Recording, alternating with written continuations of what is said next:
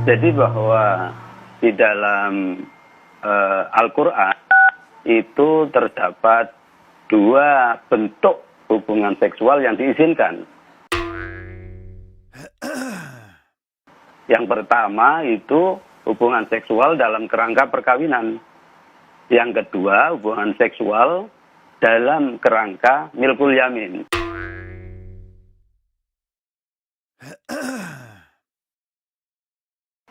Jadi mudahnya begini, seorang laki-laki dapat berhubungan seksual dengan istri-istrinya, di sisi lain dapat berhubungan seksual dengan milkul yamin. Milkul yamin bukan atas dasar akad perkawinan, tetapi atas dasar akad ihsan atau komitmen untuk berhubungan seksual. Nah, ini ada di dalam surat Al-Mu'minun misalnya ayat 6 itu dikatakan illa ala azwajihim aw ma malakat aymanuhum.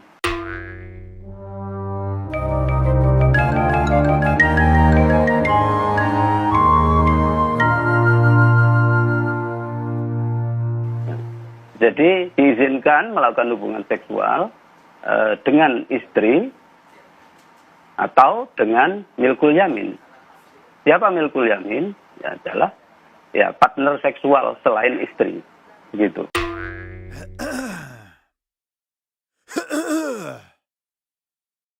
Itu syarat-syaratnya apa saja yang diperbolehkan begitu? Tidak terhitung. Syaratnya adalah seorang perempuan tidak bersuami, ya. Kalau orang perempuan, kalau seorang laki-laki bebas, lajang atau beristri boleh. Nah, tentu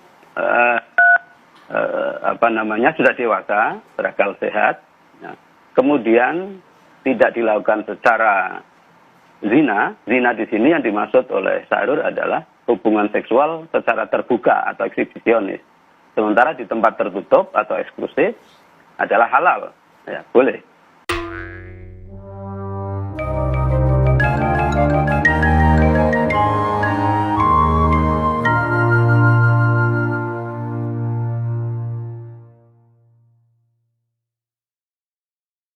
Yang kedua, tidak dilakukan secara homo.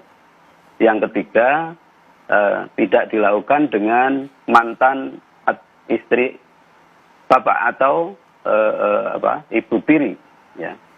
Yang berikutnya adalah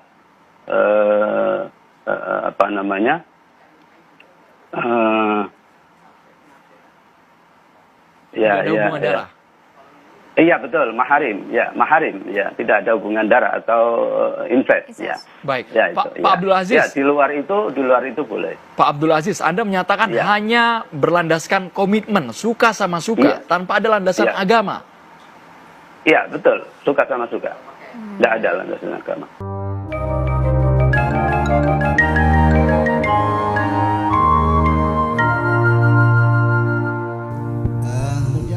Sebelum saya mengurai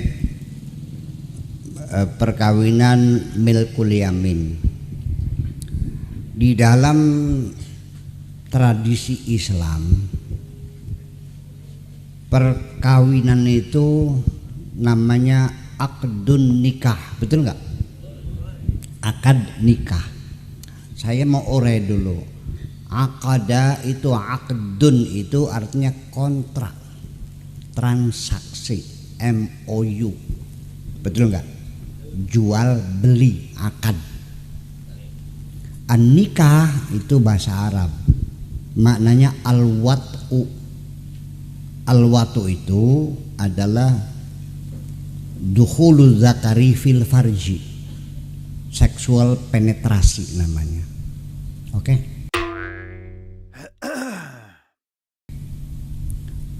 Kata itu saja saya sudah tidak berkenan secara hati nurani. Masa kita hidup ingin mencari seorang teman sejati seumur hidup, ingin berbagi kebahagiaan dengan kontrak sanggama, betul nggak?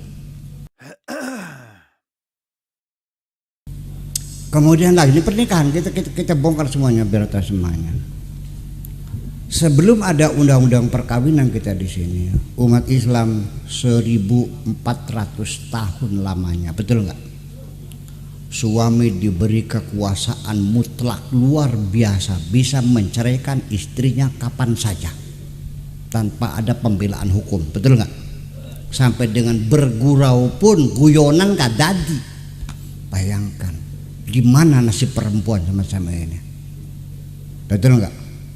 Sampai sekarang undang-undang perkawinan mencabut hak suami menceraikan, harus diproses di pengadilan. Masih banyak masyarakat yang masih gimana caranya jadi yang nggak jadi. Ini kan di kita RUU kita bisa tertampak sih nah.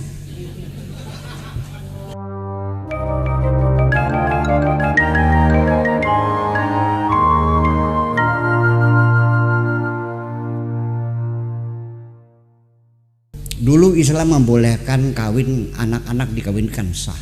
4-5 tahun, 9 tahun dikawinkan sah. Kita cabut, kita batasi. Ini manusia bukan binatang. Ya kan?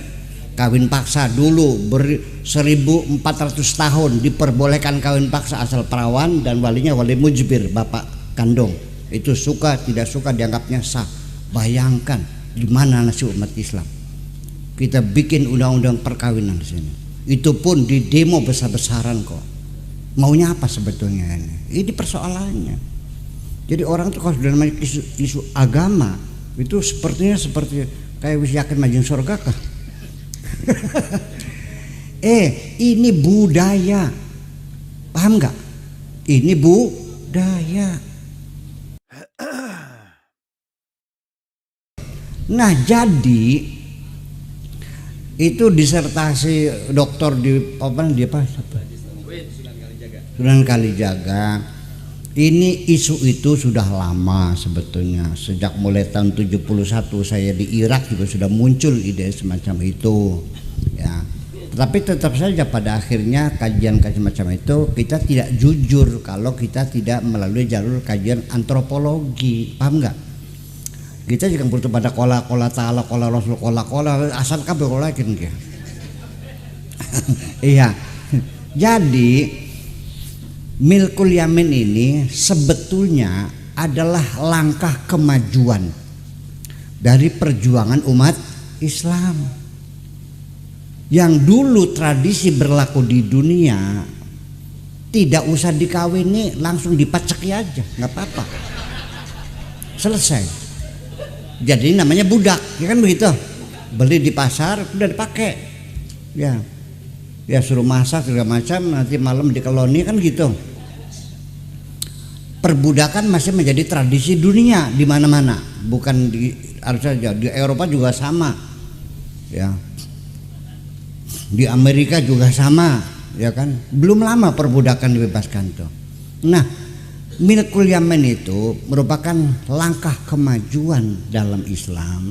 Status perempuan yang dapat beli itu boleh dikawini sebagai istri. Kemajuan enggak? Kemajuan. Tapi perbudakan belum dihapuskan karena nggak bisa dong. Jadi itu jawaban saya bahwa milkul yamin itu dia beli budak, setelah jadi budak dikawininya secara resmi. Dalam Al-Qur'annya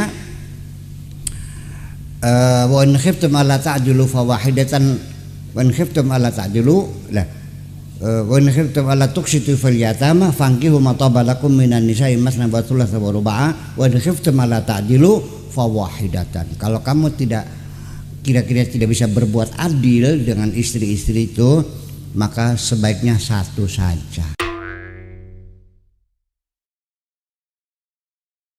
Kita bangga menghafal Al-Quran tapi tidak memahami Al-Quran. Senang mengulang berbahasa Arab tapi tidak mengerti bahasa Arab. Suka membaca Al-Quran tapi tidak memahami maknanya. Akhirnya apa? Menjadi keledai di Indonesia.